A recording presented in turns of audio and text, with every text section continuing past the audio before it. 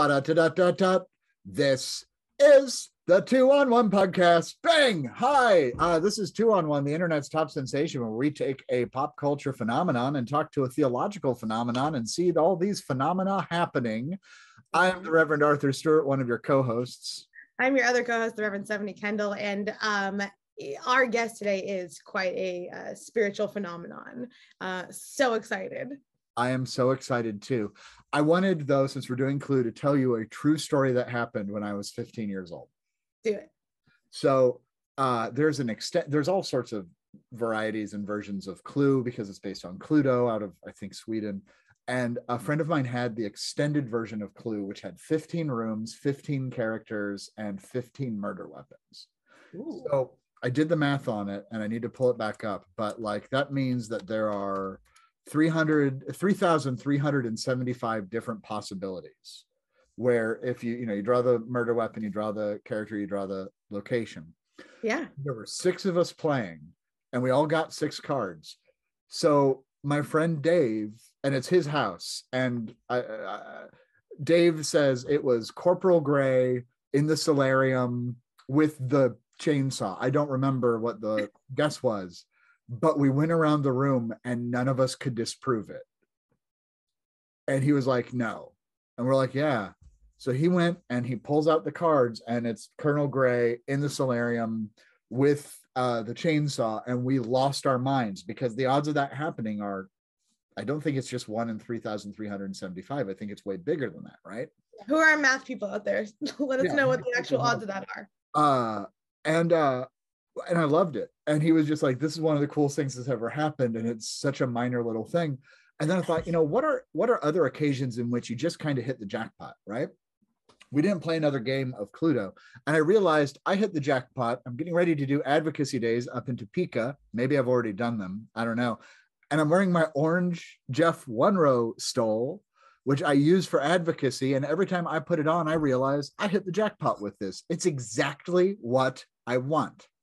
I love that. When I was in high school, we had in PE, we had an archery unit, and I wasn't really into it. And my teacher comes up to me, and I'm holding the bow and arrow, and it's ready to go. But I'm talking to my friends, and she's like, Stephanie, shoot the arrow. And I deadpanned her and lifted it and go like this and bullseye it. No. And everyone, again, also lost their mind and was like, what? And she was like, and what do you say to that? Because also, I've got I'm 17, so I'm just like, what? Just archery genius over here. Archery genius. And having never shot a bow and arrow before in my life, and it very much feels like hitting the bullseye every single time with Jeff Wunrow, because my stoles continue to be the thing that are beautiful. They say things about me theologically that I don't have to. They help me show up in spaces, both pastorally and with sometimes certain authority that I need as a female pastor. Jeff, what you wear matters, and for lots of different reasons, or it can, I should say. And in this instance, it does. Our Jeff Wunrow stoles, and anything that Jeff makes, because he makes all the things. I believe you have a list off the top of your head that you can say. I memorized it. I know Jeff Wunrow Designs is the purveyor of stoles, banners, processionals, frontals, altar accessories, face masks. For 17 years, they've been making ordinary time extraordinary. Jeff Wunrow Designs will work with you to create seasonally appropriate, liturgically powerful, and just hit the jackpot with Jeff Wunrow Designs. You don't have to be an archery genius to know that this is a good thing happening. And for our viewers right here, you can see our promo for Jeff Wunrow, or right below. You can put in our promo code 2-on-1-1-5. 2-on-1 is all letters, 1-5 is all numbers, for 15% off your entire stole order. Now you may be thinking, do you mean off one stole? No. You order one stole, you get 15% off if you use the code. If you do 2 stoles, you get 15% off. If you do 2 stoles, you get 15% off. If you do 1 stole. Yeah, I was going to say, if you do 2 plus 1 plus 2 stoles. And that is how it works. We thank Jeff Wunrow Designs for being our lead sponsor. As always, go to Jeff Wunrow, JEFFWUNROW. I do know how to spell it, shondaja.com, and we will make things happen. Okay. You go to jeffwunrowshondajaw.com. No, JEFFWUNROW.com. But now I feel like we need to buy a new, we need to just buy that. We need to buy Jeff Wondrow, shonda.com. Okay, well, that's a good use of our sponsorship money. So go to, by the way, archery genius. That's spent, so it's okay. That's. I took gym by correspondence in high school. Don't ask me how it works, but that's why I'm so dedicated to physical health. Okay, I'm clearly at the Olympics for archery. So. Let's bring in Alan. Harris is coming in. Hello, welcome to 2-on-1. We are so glad you are with us today.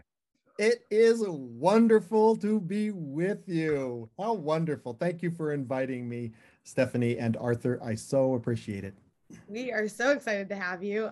You and I have been friends for a little bit now. Yeah, we have all sorts of connections. And this is just another one of our deep network of ways in which we connect and contribute to the work and ministry of each other. And we are so grateful that you are here.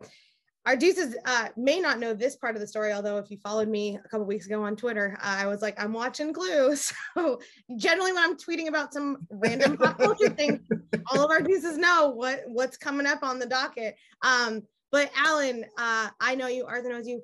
Tell the world who you are, what you're doing, and why Clue?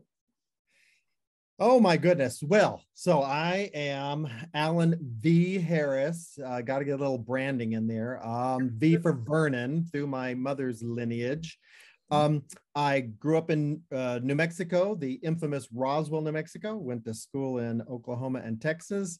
An incredible first ministry at Park Avenue Christian Church, where you have heard of it. Heard of it.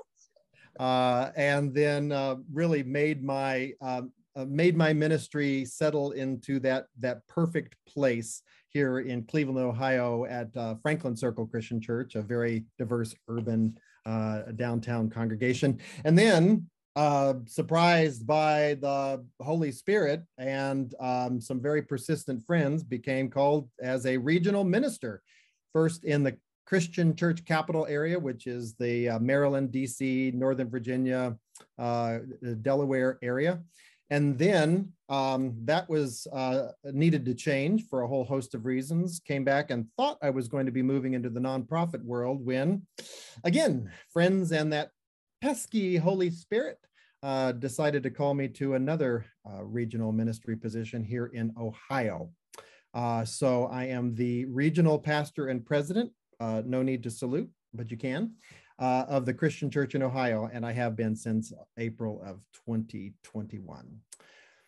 So it's just a little bit about me. My husband and I live in a beautiful renovated home in a historic section of Cleveland called Ohio City, and that's where I am doing most of my ministry out of right now, and quickly becoming a podcast star. Am I right? Absolutely. Okay. I just realized 2 of our 7 guests in 2022 are in Ohio because Nathan Russell kicked off. Nathan Russell, yes. He got to be part of your Stephen Sondheim part. Yes, he did. And of course, if you have other Ohio-based theologians we can interview, we need 10 more to keep the trend up. So okay. Only cool ones, and those would be the only ones I'd know anyway. So speaking of only cool ones, let's talk about Clue, the 1985 murder mystery comedy by John Landis and John, I forget the other name of them, but it's the guys who would do Blues Brothers and My Cousin Vinny and that kind of oeuvre of films did Clue, and it had an all-star cast of B-list comedians and Madeline Kahn. And Tim B-list comedians. I'm sorry. Did you call Christopher Lloyd and Tim Curry B-list comedians? Oh, okay. I am so offended from the get-go. This is I take that back. I was thinking of Martin Mull, who I adore, but he's never. And okay, you know what? Sure. I would walk all of this back. It's all good. It's all good. I mean, actually, if you're known a lot for Red Roof Inn commercials.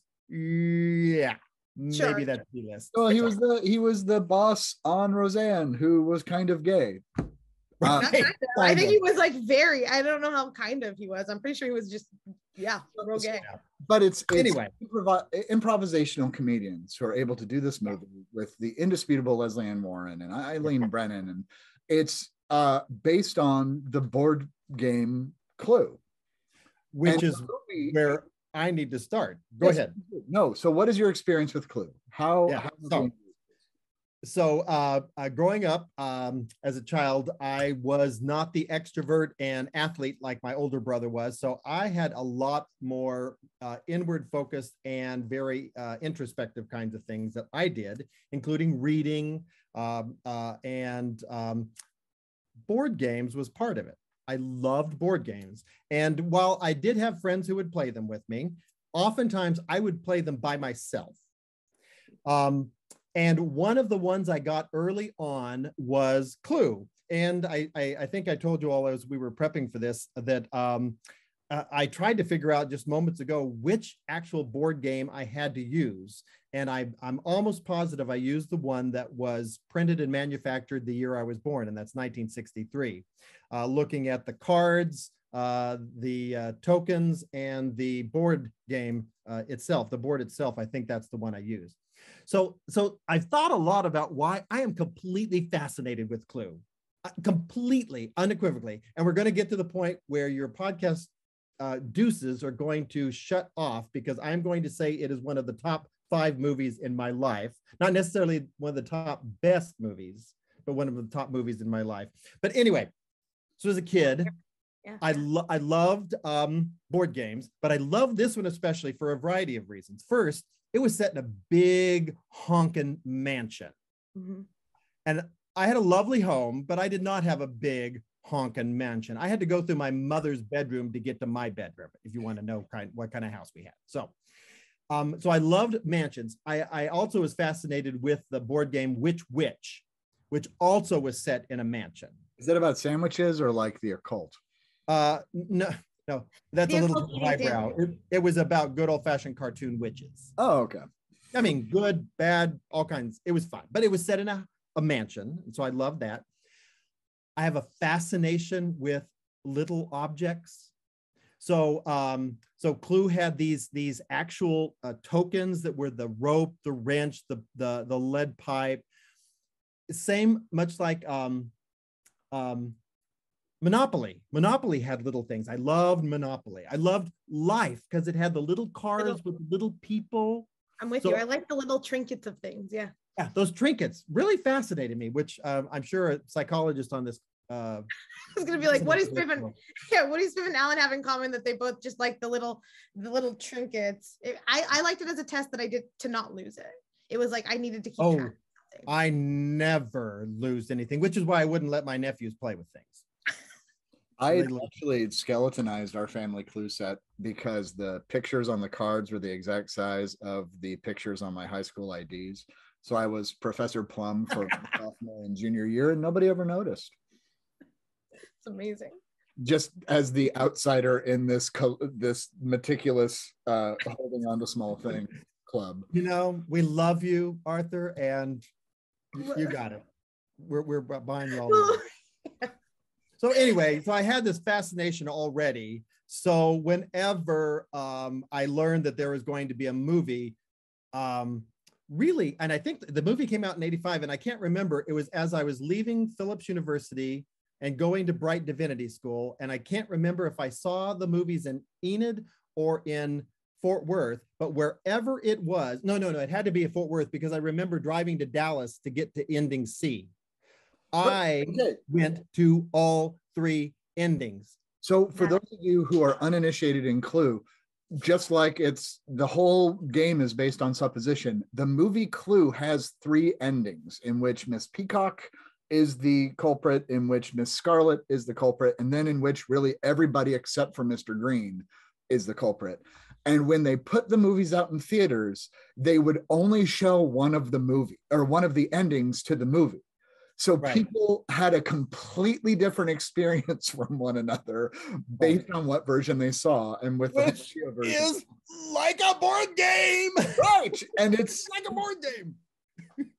I want to ask a question about Clue because first of all, before you do that, let me just note that you would know which ending you were going to because in the movie, remember back when we had newspapers and that was like the only way, well, you all don't. Yeah. Anyway, there was a day where you only knew about where movies were in a newspaper. They would put just in the little corner, A, B, or C in the advertisement.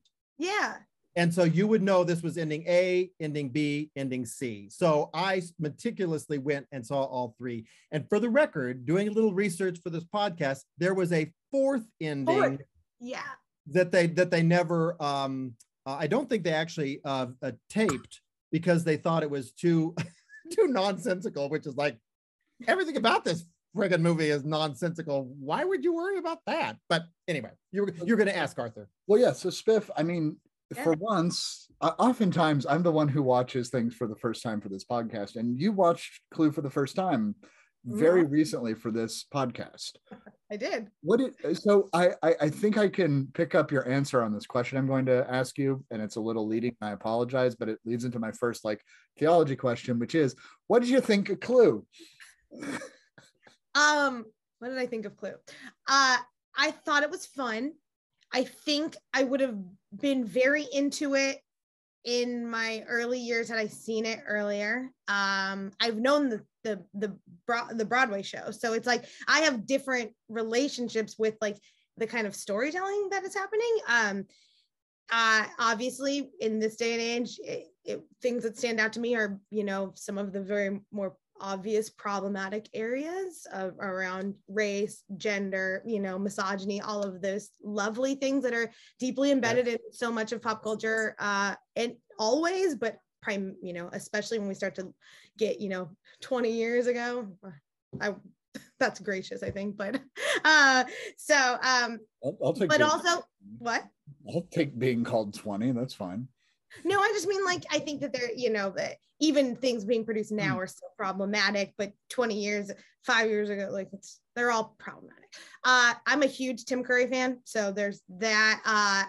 I'm also a big Christopher Lloyd fan, and so great surprise that they were in. However, the biggest surprise of all that made my, I'm all about a good nostalgic kind of connection is that Leslie Ann Warren is in it, and Leslie Ann Warren is in one of my top 5 favorite it's not even a romance, like a romance drama. Victoria. No. Sorry. No, Pure Country, naturally. Oh, well, I didn't even know that. And yeah, and so now I gotta get my note and put Pure Country and watch. Serious? She's in it? She's the lead, she's the female lead to George Strait, country music star. I'm a brooding I need to go back onto the farm and find my roots and fall in love with this horsewoman who is Leslie Ann Warren. And I was very into that movie growing up. And so I was I'm writing down your compound phrases today because we've already got archery genius and now horsewoman. Friends, when we launch promotional materials, we're just going to make coffee mugs with the logo on one side and I'm an archery genius on the other. Yeah, I am. So Clue, so what I'm hearing. So anyways, it's fun, it's nostalgic. It's a long way of saying I enjoyed it. Approaching it in 2022 might be different from approaching it in, I'm going to say 2000, because all the theater kids at my high school discovered it and we were crazy about it. The da-da-da-da-da-da, I am your singing telegram. You can get a big group of people to yell blam at that. Yep. But yes, it's very much a 1980s comedy. And it's the old school, a friend of mine calls it Catskills comedy. There's the old school in it. They're playing it very straight, even though it's absolutely just outlandish and ridiculous. The question then becomes, with Clue, did you like Clue? Because Alan loves it, I love it, and you watched it. Is the faithful adaptation of something small into something bigger contextual? That is to say, when we take, not to say the Bible is small or the church is small, but when we take actually, this is a church growth question. That's what it is. When churches grow, do we lose what makes it what it is? And do we allow it to become, I'm sorry, I shouldn't ask the first question. I'm going to stop. I think you're right on track, though. Let's talk about transformation when things change. Yeah, I think that's part of the question. And Alan, you, as someone who oversees, for those that don't know what regional ministers do, they're kind of the fulcrum of the ways in which discipled churches, and I'm speaking again for our denomination. Well, I was like, I could talk about this. Alan, would you like to describe what you do? Yeah. Regional ministers are essentially, we're the middle managers of the church world. Our technical name is we are middle judicatory leaders, which if that didn't put you to sleep, nothing will. And we are the interface between the larger denominational interfaith world as well as the local, very specific congregational world. And we try to make both of those work and communicate with each other very well. So I happen to oversee about 155 congregations here in Ohio and about 370 clergy of all different kinds of ilks. And it's as diverse rural and urban and suburban as you can possibly get. So, perfect. You've seen. Keep going, please. No, go ahead. I was going to say, I imagine, and in your tenure as regional minister in two different locations, at least, you've seen lots of church growth and transformation, which I think is what gets to Arthur's point. Is in your experience, what do you think church growth offers, and what might we lose when we have a vision for how to just kind of expand rather than like expand together? Right. So let me ground this in Clue. First, Clue the game, because watching it now, I watched it on my birthday a few weeks ago, which I think is what kind of put it on your radar. And, we were like, we need Alan to be on the show, and he loves Clue. And yeah, thank you. There we go. And then I watched it again last night, and I was reminded. And one of the brilliant, and one of the reasons why I absolutely love it is because it is, I think, one of the best. The movie is one of the best cultural representation of a completely different entity than I've ever seen. It takes a board game, a static board game from 40 years ago. Well, at that point, it was 20 years prior, and makes it into something visual and interactive. So if you watch it, you'll see they repeat the names of the rooms. They repeat the names of the weapons. They repeat the names of the characters over and over and over and over and over again. Because when you are playing the game, those are the three things you say over and over again. I think it was Mrs. White with the rope in the billiard room. And that just happened over and over. Say that they did a brilliant job of that. And they also, the gimmick of having three endings is just exactly what a board game movie is. So now to make the connection then, I think at this moment in history, so many of the people who are the predominant funders of the church, the diehard faithful, the ones who show up are folks who knew church in the 50s and 60s. And it was, I mean, we could look back now and say it was a parody of itself. We could definitely look back and say it was completely inadequate to the times because it really only, this white Protestant middle-class church only served a certain group of people. But what I think people now try to do is to recreate that with a few bells and whistles, thinking that, like Clue, that they were doing something really innovative, when, like the movie, it failed. It flopped, at least in that moment in history. Sure. When it was produced, it made less than they paid for it. That is, I think, the definition of a movie flop. We don't love it. Right. And I think we're trying to do that right now. And the pandemic, I thought, was going to help us completely rethink church. But now the conversation is, okay, we've live streamed, we've got online giving, and our board is smaller. Okay, now let's just do church exactly the same way we did it in 1954 or 1968 or even 1979. Right. And it's like, no, that is not transformation. Spiff, you got it. No, because like Goodbye. Have a good one, everyone. Just Thanks open for up the door and It's like, yeah. And what's really ironic is I went back and, I did some Google search actually in trying to find which board game I used. And then I remembered, like many other games, but I wonder if more with Clue, there are more variations. I think I saw a Big Bang Theory variation. I saw a Game of Thrones variation. The Simpsons. And I think that's people trying to take this essential core of what it is and make it new. And I haven't played any of those, but it feels a lot like what we're talking about here about church transformation.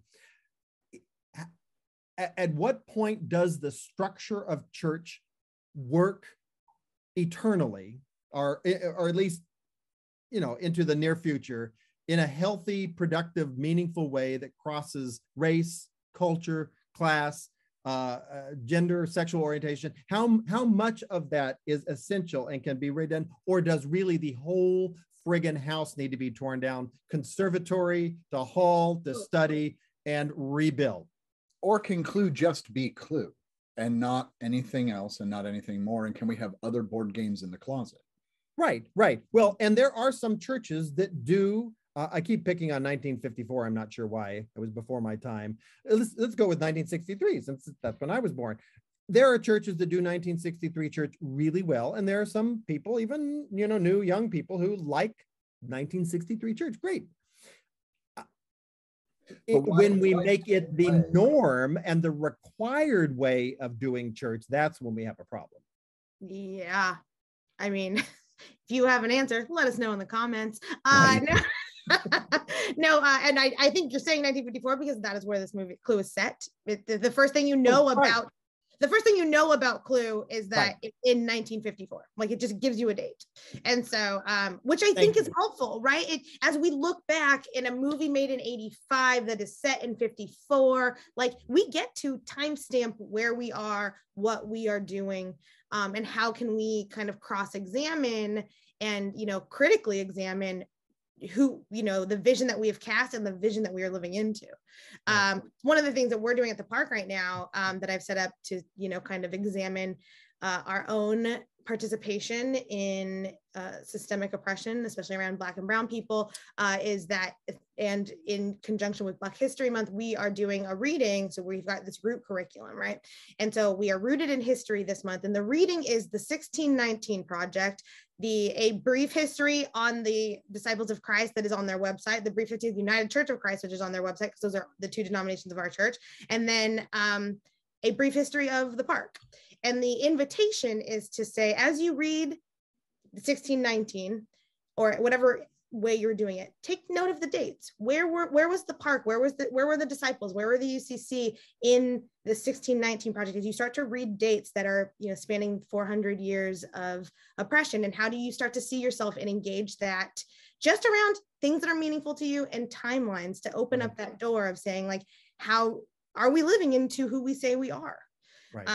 And I think that we can do that a lot. And I think that Clue points us to that as well. The examination of things that we know and things that we don't. What do we share? How do we see our own participation in actions that happen elsewhere that we are innately connected to?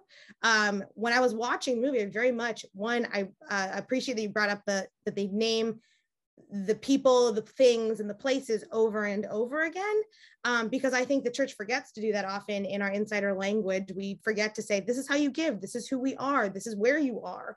This is what we believe. This is who we believe Jesus to be, because that's a different answer for so many people, especially churches that are doing work with the nuns and, all of that. Who is God to us, and who is God? How is God working in this world? That definition and answer has changed drastically just because language has expanded, not because God has shrunk. Right. And that is something we forget because we hold on to the original game that we liked so much, right? Because it brings us comfort and nostalgia, and we know it.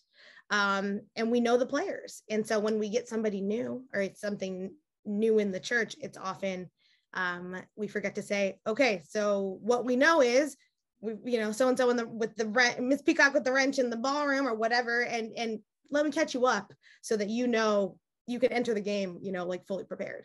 Right. But they do and they don't name people, because the names Colonel Mustard and Mr. Green and Miss Scarlet, they're all pseudonyms, intentional pseudonyms. And the victims of the night, the people who don't get arrested or walk out away scot-free, only a few of them, actually it's Yvette is the only one who is named. Otherwise it's the cop, the motorist, the singing telegram girl, the cook. Yep. Well, I think that is so true to our world, our service right. industry, our the working class rarely get named. Well, so if we're naming the church as, I guess, the mansion, one, I think we should say something about the whole idea of there's the people we are at church or in the holy community, for better or for worse, versus the rest of it, and where that dichotomy can drag us down. And also, though, too, there's plenty of people that are left dead in the wake of the church that we think are acceptable sacrifices. I think it's the singing telegram girl, yep, where they open up the door and they're just like, oh crap, another, and they like drag her in, and great. It's the immediacy of someone new. Bye. Like, how often are we shutting the doors? Or how often I'll be on the property committee. And very much so, yeah, like how often are we stepping over the cooks of our community, right? And just dropping them on their face. How many churches, one of the things that when I look at churches, because I serve in lots of different denominational spaces, so I look at churches and your websites, and how many of you have your what we call care staff, but like cleaning staff, support staff on your website as part of your ministries, as things like that, and so the disposability of some of the people that are making this house run, that are making the community run, the officers, even just the stranger. I'm here because my car broke down. How often are we sacrificing them for just to keep the narrative, to keep our own secrets, to keep the narrative of who we are and what we're doing alive, and to what end? I'm not entirely sure. Yeah. And I think now's the appropriate time to mention that the only two people, obviously, are as persons of color, are unnamed and victims. Yeah. And that just so replicates what happens in society. I mean, the one black, we were talking earlier, the one black cop who's trying to I'm here, trying to ring the bell and say, I first of all, he's come to help, or to figure it out. He is the one that discovers it all and knows the thing. And yet the white brigade that comes in at the end is, the hero cops are here to save. Yeah. And to make a LGBTQIA connection, and this is going to be a spoiler alert, so anybody that doesn't want to know one of the endings, the one gay character in one ending makes it clear he is not gay, he's a plant, and he's there in order to solve the problem. And that would be one thing, but on the way out has to announce, and I'm going home to sleep with my wife, which really was a huge slap in the face to an openly gay person like myself. It's like, oh, got it. You're using my identity as a way to get at something. That never has felt good when I watched that ending. And and for those of you who don't know the history in it too, like Alan is one of the giants on which people stand on shoulders in the DOC. Stop it. Hey, I'll mute you. I have the power to mute you. You have to you are assembly a few years ago, and I mean it. Like, I have been openly gay in every call I've ever had. I wasn't out as a student minister because whatever, but I've never had to hide who I am. And it's because and I think watching the movie at 21 or 22, in the midst of the 1980s is a completely different experience from a queer ass 16-year-old who was sitting around with a bunch of his weird gay drama friends being like, okay, it's a pretty good joke, because it's not, it minimizes. And there's minimization in this movie. Oh yeah. Of people of color, of the queer community. Yeah. Well, I just need to name, Arthur, that moment in the hall of the General Assembly stands as an epic moment of my life. Oh man, good. We remember it like it was yesterday. Oh, wow. I do get people who reaffirm my place in history and the fact that I have opened doors and done some things. I'm not perfectly and not always as well as I want, but that moment reaffirmed that all the shit I have taken and all the hell I have been through and taken, like the Board of Elders of Park Avenue Christian Church through, that it was worth it. And so thank you for taking the time to say something. Well, that meant so much to me. Thank you for clearing the way. And I mean, it's a very different world because of people like you in it, and I'm grateful forever. Yeah. I'm going to burn every bridge behind me just to make it harder for people. I'm sorry. So I might also place this movie in my own history, because you all probably don't know, but 1985 was an epic year in my life. January of that year, I married a woman, my best friend in college, and by middle of the year, we had gotten a divorce, because though she knew I had thought I was gay, we finally realized that I was not going to not be gay.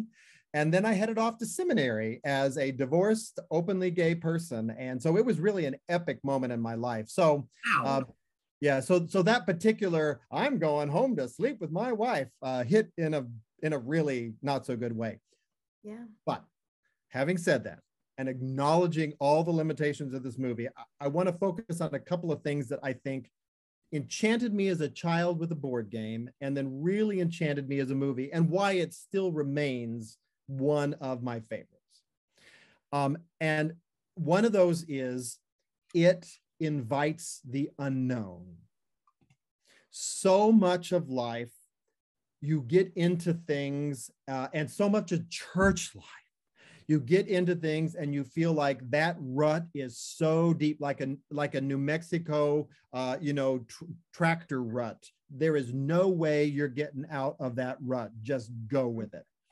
So much of it. But this movie and the board game had this air of uncertainty. Now, I know every board game does, but this one really just had that sense.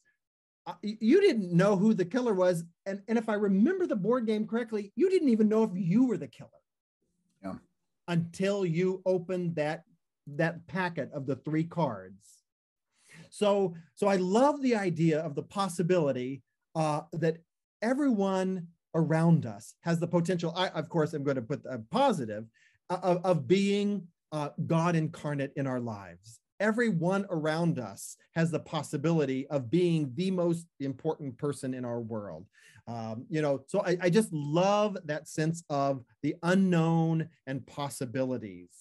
So I could say more about that, but yeah. Can I tack on to that? Because that's something that I noticed too, that I think is that I'd love your thoughts on, and to hear about.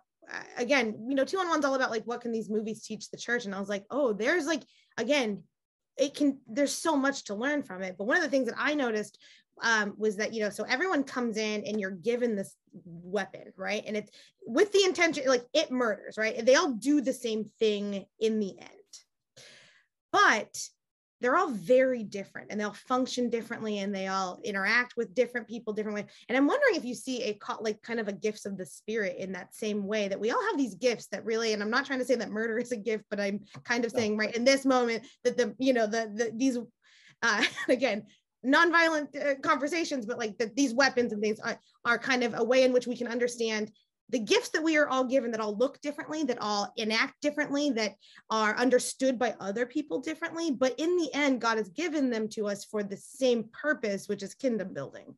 Right. Oh, right. Absolutely. I'm tracking on to that, because when you play the board game Clue, you get your little sheet that you check things off on. And if you play the game well, or as my 11-year-old accused me of, if you cheat, but it's not cheating, you pay attention to what other people are asking, and you're able to figure out what they have based on what the information you have. But the whole point is, you can only know if you are in relationship and if you are honest. And therefore, if you're paying attention, because we do all have the full picture, but it has to be done together. Right. Yeah, both of you are spot on. And obviously we have to suspend aspects of the game, but for me it's about potential. Is the word potentiality a word? It is I don't It know. is now. It is now. But really, you walk into the mansion, you walk into the church, and really everybody has a gift and everybody has potential. And I love the thought that you have to pay attention to everybody. If you really want to be good at this faith thing, you have to be in relationship and you have to pay attention to each other. And when used keep going. Sorry. No, go ahead. But also when used recklessly, you can cause harm, even if it looks like a gift, even if it is wrapped in a beautiful little box. If you don't use a candlestick well, if you don't use a candlestick to hold candles, you cause either intentional or unintentional harm. Guys, and I think yes, Mr. Body is the body of Christ. I'm sorry, I had to interrupt. Excuse me. You're doing a real. Sorry. No, I may never play the board game again because of this conversation. Thank you very much, Arthur. I'm sorry, Spiff. I was interrupting a brilliant thing. No, you're fine. Welcome to 211, Alan. But yeah, I mean, Arthur, say more. No, I am so sorry. I just was so excited about that, and I shouldn't have done that. I do ask you. It brings together. It gives gifts. It says use them well. It says use them together. It says, like, come into this space and be honest. It said, all of these things and transparent, and together we can. We can leave together. We can do the one thing that's real easy and right in front of us, and yet we can together we can leave. And I think that there's so much that we talk ourselves into these cycles that then all of a sudden you find yourselves out of the space together, that you are kind of have this unified vision and can move into something else and can go towards the kingdom, can go towards the vision you've cast together. But nope, all of a sudden you follow someone into the kitchen and then everyone is dispersed. And not to say that that's not a bad thing sometimes, but it's like you lose track of that vision often. Right. And then you got the dogs outside that don't actually do anything, can't actually do anything, but keep you in. Oh no. And poop. And, yes. And poop. Yeah. But it's the barking dogs of other. It's why we stay in harmful situations, right? Because the barking dogs scare us so much that we would rather stay inside with the murderers than outside with maybe a dog bite. I don't know, like, not to equate one or the other. Again, these are weird spaces in which we're saying things of violence equate into like gifts of the spirit, but I hope you all can follow. When we talked How I Met Your Mother with Aaron Dickey, we talked about the slap bet as actually a real call to accountability in the church. We're not advocating murder. We're not suggesting violence in any way, shape, or form is appropriate. Nope, something we're not. Abide. We're doing the work of metaphor, which honestly is faith-based, because every metaphor breaks down in the wake of the divine presence anyhow. Yeah. Yep. So any more on that? Because I wanted to go to another. Yes. I'm loving this. This is okay. Cool. You never thought that game or that movie could do this. So another thing I loved was, and I remember it when I went to the movies, I love the fact that the unpredictability of the ending, that you could talk with someone else about the movie and not know what they knew. And I love in the church this sense that we can be talking about the same story, but maybe have a sense that they are going to understand it differently, that they have a different ending in their mind. And to me, that opens up something that we just have so little of in the church, and that is an openness to each other's divine journey. And not this sense of, because, I do think we're living in a time right now where with politics and with religion and society and education, there really is this, if you're on my course, you have to stay the course all the way to the friggin' end. Well, and if you're not, if you vary from it in any way, shape, or form, you are verboten, you are a nemesis, you are Satan. Well, if your ending is, in order for there to be winners, there has to be losers, as opposed to, in order for there to be an ending, there has to be all losers, or we only win when there's an ending. to just name 3 eschatological components. Right. If you're not willing to say there's multiple endings to this movie, Right. I've never met somebody who's like, no, the only ending is the peacock ending. Right. Well, I mean, I don't know. We deal daily with the synoptics, and so you have, like, they're all part of that same story, but they all tell different parts of it in different ways. So it's not as far-fetched as what we're thinking that all of this has to teach and do with the church. Right. And Revelation is not how people interpret Revelation is not the ending of the story as I know it at all. I mean, it is so far flung from what I know.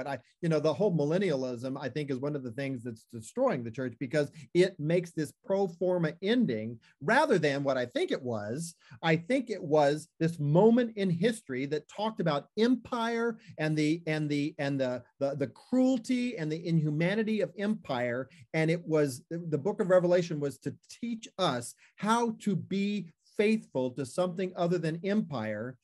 And suddenly it becomes this kind of rigid way that the human history has to progress in order for faith to be real. It's like, oh my God, folks. It's because Athanasius had enemies, and he wanted to make sure that he could say, if you do not agree with me, you are the Antichrist. Right. As the canon was formed, plenty of folks didn't want Revelation, but Athanasius had the votes because the canon was made by votes. And there you go. I know. I mean, we all know Revelation's my book. It's the book that I've spent most time in. Shout out to Dr. Carter for really kind of setting that on my heart, and then Dr. Kong saying lean into that. And it is now the work that I'm doing with Dr. Catherine Keller for my Demon Project is working in Revelation, and I'm like over the moon excited to help people, because I love breaking Revelation down in a way. Yes. The way the clue breaks down who the murderer is. I love breaking Revelation down for people who have used it not only to harm, but to harm themselves, who have embodied this this fear for no reason other than, again, empire and capitalism and sexism and patriarchy. And racism, it's just, all the things. Yes, and yes. And so, but to help people see themselves in that story in a way that is liberating is so like clutch to who I feel God has called me to be in the church. And in the same way, just sharing our own stories, right? Part of what Clue does is invites you to share your story, right. And the parts of the story that you want to share. It's very like consensual of like, what do you know about yourself? What do you know about others that you want to share in this group at this time? You have other opportunities to, be known in new ways and in new spaces your next time around. And so, we get new people shout out to one of our congregants, Trevor, who was in Clue last year, 2 years ago. He'll let us know, as a digital stage reading, and new to our church. Here's some of the history of like 1010 players and things like that, and it's like, and then finds themselves invigorated into new spaces, and all of that is what Clue has to teach the church. It is to say, here are some gifts, share your story as you are called. It takes community to do the work that you need to do to get done, and your story can change, and we're still here for that too. Right. You make me think of, I learned something in doing a little bit of research for the podcast that I didn't know. And that was Clue is in cinematography history. Clue has a special place as one of the last films to involve a gimmick. Now, I didn't know this, but before that, especially in the 50s and 60s, there was a movement to come up with gimmicks. One of the gimmicks was that the seats had some kind of a air blowing thing that in the middle of a particular scene in the movie where there's supposed to be a huge storm, you felt the air blow. Another one had some cheesy like gorilla that flies out from the ceiling and everybody doesn't know it's there. So these gimmicks. Well, I love the fact that the gimmick, maybe the last gimmick of this era of movie making, was uncertainty. I mean, to me, that's just constitutionally different than having, something blow on your legs, or something, fly out from the ceiling or something like that. So I just think kudos to the movie makers for thinking creatively when it came to a gimmick. Oh, yes. So the church, which I would say its heyday is between 1954 and 1985. As we know it. Yeah, I'm doing a lot, and I guess I'm talking about the majority white Protestant mainline that is still supported very much by the late builder, early boomer generations. And there's a lot of great things that happen, and this is not anti everything. I don't deal in dichotomies. Only Siths deal in absolutes. It's I think the heyday, the 54 to 85, I think the church is trying to repeat the same gimmick. Mm-hmm. Well, because we already know, and we haven't even moved out of uncertainty. We've thought, by God, we're going to double down on the air blowing out of the seats. And if you don't like it, you are wrong, rather than if it's not speaking to you. How do we have to address a changing world? Yeah. We tried the online worship thing, but now we can stop streaming and we can go back to Grandma Moses's favorite 4 hymns. Andy Walked With Me, done as slowly as possible. But I wonder, Alan, if as a regional minister, for the church, if you see, what if you see that happen? Us trying to go back, and what might we know already that we don't know that we know, that helps us actually lean into moving forward.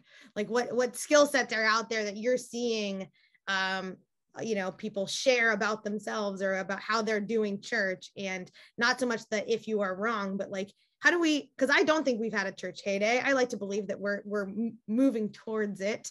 And so what might we know about, the gifts that we have at the church, and as someone that's in that middle adjudicatory level, that we should maybe lean into to say, no, actually, this is how we find out who the murderer is. This is how we move forward. This is how we get to that heyday. Right. Well, it's changed since before, not just because I'm in a different region, but also because I do think that we're in a different world than we were 3 years ago. So part of it is, well, I think the fundamental answer to your question is, to thine own self be true. I think part of what has gotten us in trouble, well, I think the church was comfortable and complacent about everything, particularly about its own racism and its own white supremacy, its own misogyny, oh my God, and its own heterosexism. But one of the things that, if you boil down any transformational technique that really is worth anything, it is that sense of to thine own self be true. Know who you are. Know what the gifts and graces in the community you've got are, not what you had 50 years ago, not what you want to have, not what your pastor has, but what your community has. Know what your neighborhood and the community around you needs. It's that magical, you've seen so many memes now, it's almost crazy about, what the world needs and what you have to offer and what God is calling you to, and that kind of magical place of in there. But there really is some truth in that, because I think those congregations, whether they're small, medium, large, rural, urban, suburban, whatever, the ones that really are grounded and have a sense of their place in history, and not necessarily that they're going to survive, because I don't think that ultimately is a healthy goal.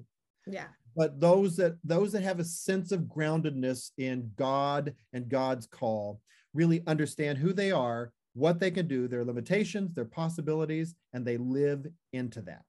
Ooh. That is beautiful. Yep. The ones that aren't are the ones that are always trying to be something other or use a gimmick. And we've got so many charlatans. I lived through the 90s where, oh my God, the whole church growth movement was charlatan after charlatan. And I bought those books. I went to those seminars. I was going to say webinars, but we didn't have webinars back then. I went to those seminars, went to the General Assembly, pre-assembly events and bought into all that. But it really was, skip over who you are and try to be someone you're not. And right now, a lot of the research is saying that the congregations that have managed this pandemic the best, for good or for ill, are those that were big enough, like really big enough, that they already had settled into an image of who they were, essentially kind of an institutional church. And they already had all the gimmicks, i.e. online giving, live streaming, an organizational structure that was lean, a connectedness that didn't require the pastor to have to call on everybody in the hospital. Those congregations are the one that kind of bump and then kept going and are really thriving. I've got a couple of those in Ohio. I don't have a lot, but I have a couple. I don't think it's so much because they were big. I think it is because they really just understood who they were and what they were to people. Because people who go to a really, really large church go for a particular reason, as opposed to a little tiny church. So what I would say as a gift from this movie, I don't know, but I would say to churches that really want transformation, really breathe deep. There is no single fix that's going to fit any and everybody. And just know who you are, know who you need to serve, and listen to God and do it. Amen. Amen. Wow. Alan Harris, it's been a pleasure to have you with us on 2 on 1 today to talk about the movie Clue. On 2 on 1, we end with a final question, except today it's a different question. Spiff, who done it? It's Arthur in the study with the letter opener. It was me. And you know what? I'm going to get away with it too. I thought so. That is how it could have happened. On 2 on 1, we end with a final question. Where else would you gather some of the biggest stars in American cinema? Don't even allow them to have them interact in such and an here are my amazing gifts. way. Playing off of each other. You just didn't stand a chance. That is also how it could have happened. On 2 on 1, we end with a final question. But this is how it actually happened.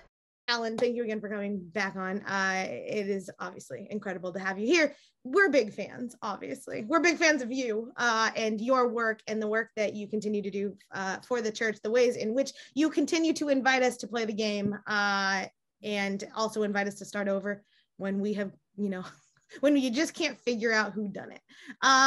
So as is tradition, we have our final question, which is what biblical theme, narrative, scripture, verse, kind of the expansiveness of the Bible canon and faith are you most reminded of in Clue? Well, I've referenced it a little bit in this podcast, but I'll just have to name it, and that would be the Holy Spirit.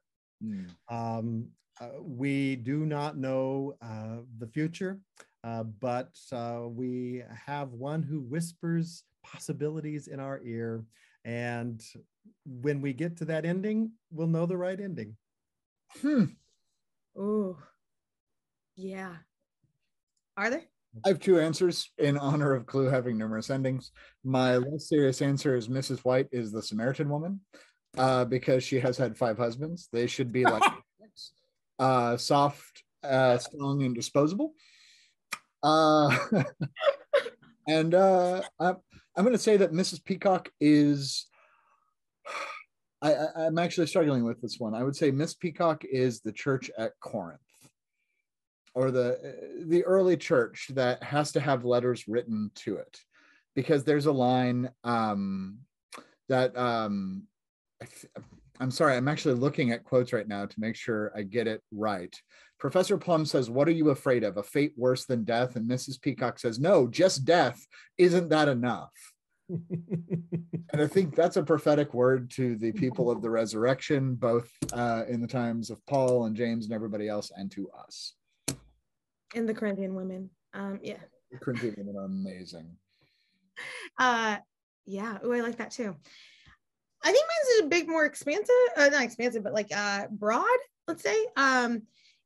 I'm going to go with each of the characters as authors of biblical books of the canon, not necessarily minding which one, but the fact that they all are a part of the larger story we're trying to tell. They all know different things that they have experienced, that they are and aren't willing to tell the whole group, that they have documented in different ways. And when you piece the whole thing together, you still don't even have the fullness of what could be, or even the fullness of what is. Wow. And so I think for what this can teach the church in lots of different ways is that we are all part of this larger narrative and larger story, and it's what we choose to tell, document, and give as part of our collective memory of this time and space, and how God is working is important to how we understand what could be. You two are friggin' brilliant. You are too, Alan. Thank you for coming on to the show. Can we do this exact same show again next week? Because I have like 10 times more things to say now that you've got my brain thinking. It's like, oh my God. Reverend Alan Harris, thank you so much for being on 2-on-1. A reminder that we are sponsored by Jeff Wonrow Designs in the sanctuaries with the liturgical textiles. You can go to jeffwonrow.com, JEFFWNROW.com in just a minute and look at the full catalog of options and customization options available for you, those you love, and those you might secretly murder in a mansion in 1954.